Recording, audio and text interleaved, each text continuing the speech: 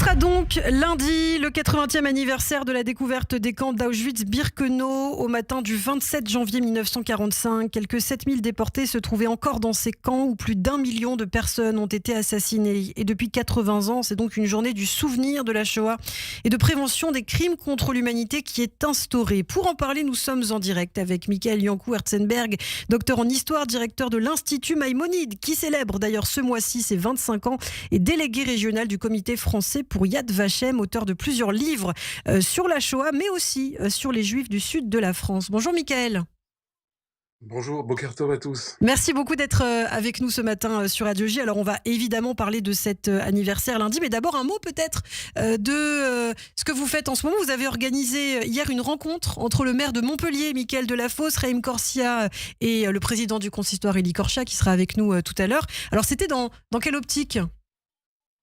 Oui, effectivement, avec Alain Zilberman, notre ami qui est président du consistoire régional, nous souhaitions faire rencontrer le président du consistoire central et le maire de Montpellier, mais ils se connaissent évidemment, mais nous avons pour ambition une revalorisation du bâtiment synagogal médiéval, qui est monument historique depuis 2004, et qui comporte en son sein effectivement des parties extrêmement bien conservées d'un point de vue archéologique, la maison de l'aumône, la Beit HaTzedaka, la maison d'études, le Beth Midrash, la synagogue et le bain rituel juif. Donc ça a été une rencontre fructueuse et on est plein d'espoir. 25 ans qu'existe cet institut Maïmonide, qu'est-ce qu'il représente pour vous, Michael ? Il représente beaucoup. D'ailleurs, j'ai sacrifié une carrière de violoniste pour cet institut. Je m'occupais de l'Union des étudiants juifs de France à Montpellier quand mon ami Michel Bensoussan m'a demandé de m'occuper de la journée de Jérusalem, de la table ronde, ce que j'ai accepté bien volontiers. À cette occasion, j'ai organisé une rencontre sur Jérusalem terrestre et Jérusalem céleste, à laquelle a participé le professeur et ancien grand ben de France, René Samuel Sirat. Et lors de cette table ronde, il a dit « Lorsque l'on songe à l'histoire glorieuse des Juifs à Montpellier et en Occitanie, Talmud, Kabbale, controverse maïmonidienne, médecine, il faut qu'il y ait un institut d'études juives. » Georges Frêche, qui était présent, qui était un grand ami des Juifs et d'Israël, a pris au mot. C'est ainsi que ce petit institut d'études juives a été créé en 2000 et a élargi en 2016 son champ de compétences aux religions filles du judaïsme, christianisme et islam. Et vous relevez le défi haut la main, Michael. Alors on parle évidemment de cet anniversaire, la découverte des camps d'Auschwitz-Birkenau. Lundi, vous êtes docteur en histoire, je le rappelle. C'est important pour vous de commémorer cet anniversaire, particulièrement aussi dans le contexte actuel ? Oui, parce que la Shoah, bien entendu, la Shoah bien comprise, c'est ce que l'homme a fait à son prochain.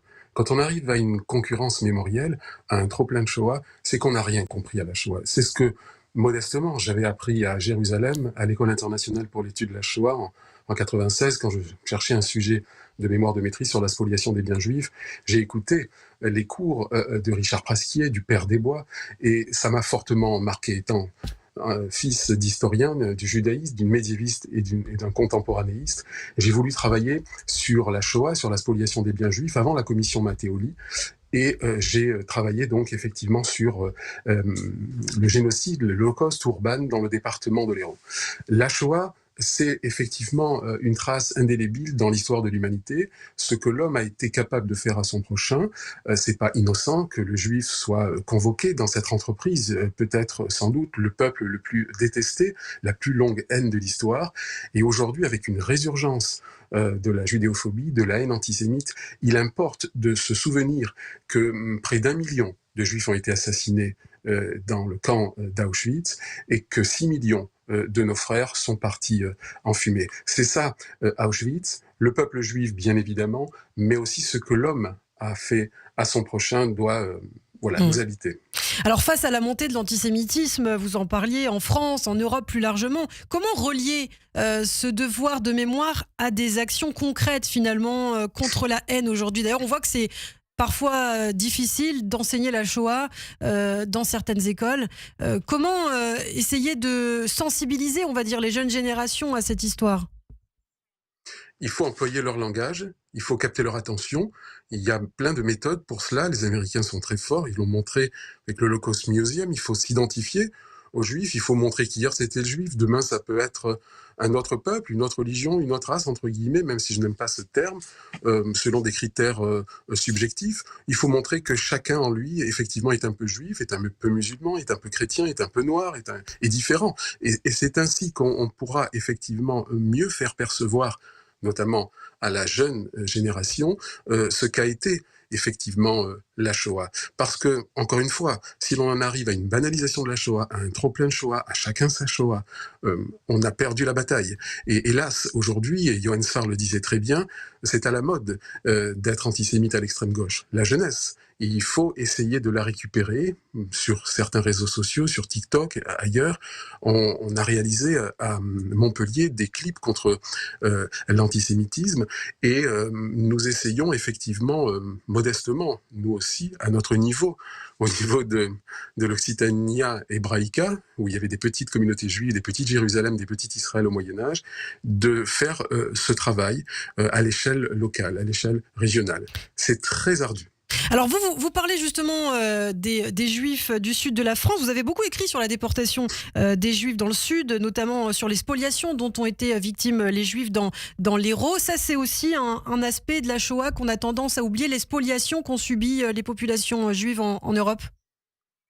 Oui, quand on pense effectivement à la Shoah, à la destruction des Juifs d'Europe, on pense évidemment à l'épilogue douloureux, tragique, du gazage et de la crémation. Mais c'est un long processus de la perte des droits civiques, de l'arianisation économique, la spoliation des biens juifs, la traque, l'arrestation, la déportation, puis ensuite effectivement le gazage, la crémation, et dans les années 80-90, une tentative d'effacer ou de banaliser le révisionnisme, le négationnisme, et puis Dieudonné a inventé et aussi une autre méthode effectivement d'attaquer le monde juif et la Shoah, la banalisation de la Shoah, se moquer de la Shoah, un trop-plein de Shoah. Voilà. On n'a pas besoin d'être juif, effectivement, pour comprendre ce qui s'est passé pendant la Seconde Guerre mondiale, pendant la Shoah, puisque le message que vous faites passer ce matin, c'est que toute l'humanité est concernée. C'est l'humanité qui a sombré lors de cette période, en fait. Oui, absolument. Ce que l'homme a fait à son prochain, et encore une fois, c'est pas innocent que ce soit le juif, vraisemblablement, sans chauvinisme aucun, le peuple qui a le plus souffert dans l'histoire de l'humanité. Et pour ce qui est effectivement du département de l'Hérault, j'avais souhaité, dans les années 90, j'ai été le premier, bien avant la commission Matteoli, à donner la liste des administrateurs provisoires du Commissariat général aux questions juives, véritable ministère des affaires juives de Vichy, et j'avais donné pour la première fois la liste des spoliés, des spoliateurs. Et l'administrateur provisoire, c'était il y a 80 ans, devait faire une attestation d'arianité, de non-appartenance à la race juive. C'est vraiment... Aujourd'hui, je me dis, mais c'était loin, c'est proche à la fois. Et il y a un retour de cette haine antisémite qui émane de nouveaux courants, de nouveaux positionnements, et le grand public ne le savait pas. Mais oui, l'antisémitisme émane autant, presque autant, de l'extrême gauche que de l'extrême droite. Eh bien, merci beaucoup, Mickaël Yankou, docteur en histoire. Merci d'avoir été avec nous ce matin sur Radio J. On pourra retrouver cette interview sur notre chaîne YouTube, comme tous nos programmes d'ailleurs. Merci infiniment. Je vous dis à très bientôt. Restez avec nous dans quelques secondes. Le journal, bien sûr, l'essentiel de l'actualité en Israël, à l'étranger, en France. On va faire le point. Et puis juste après, ce sera le Dvar Torah du rabbin